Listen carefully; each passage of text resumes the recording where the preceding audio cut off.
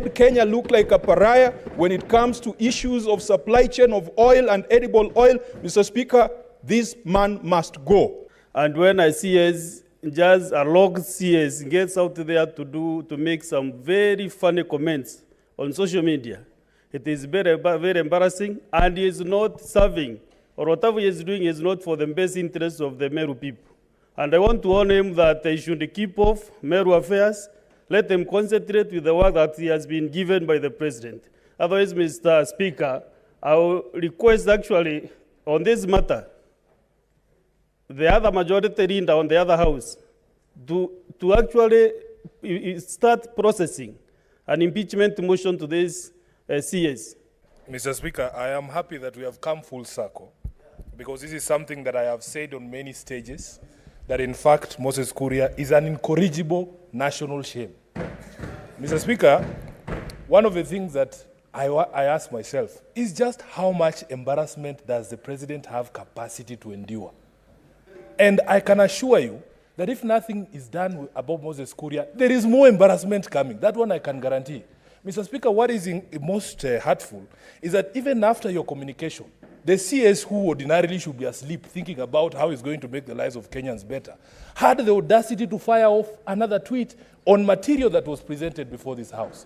Mr. Speaker, what I want us to do, honestly speaking, action must be taken. I am actually made aware by the members of this House who represent us in the PSC that Moses Kuria ran away with money belonging to Parliament. He should actually be brought to answer questions about those things and removed from his position, because for me, really, there's nothing that brings me greater joy than being proven right about the things that I've said about this administration.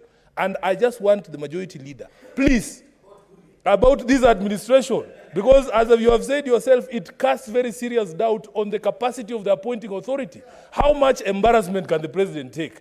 I do join ranks with my colleagues. It is the high time we tell the president he must put the house in order. Some of these cabinet secretaries, Mr. Speaker, they are a big shame to the nation. The only thing that they can do, Mr. Speaker, when we complain of high cost of living, they tell us to go and dig our wells to produce our oil. Mr. Speaker, sir, it is unacceptable. And I would want to put it in no unmistakable terms.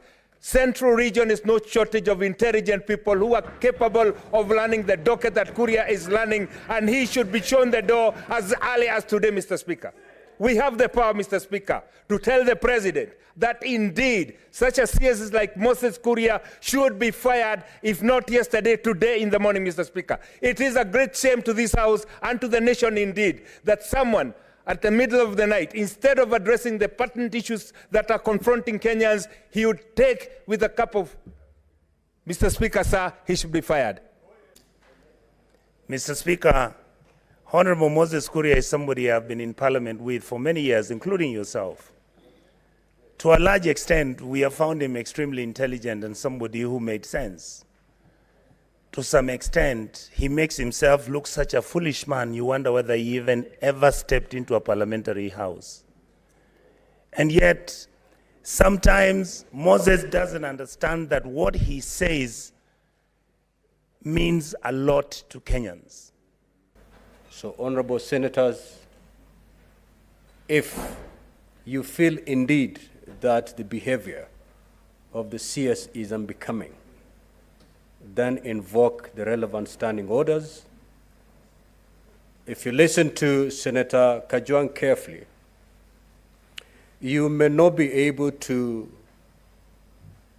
have that latitude to make a final resolution to send the Honorable CS home.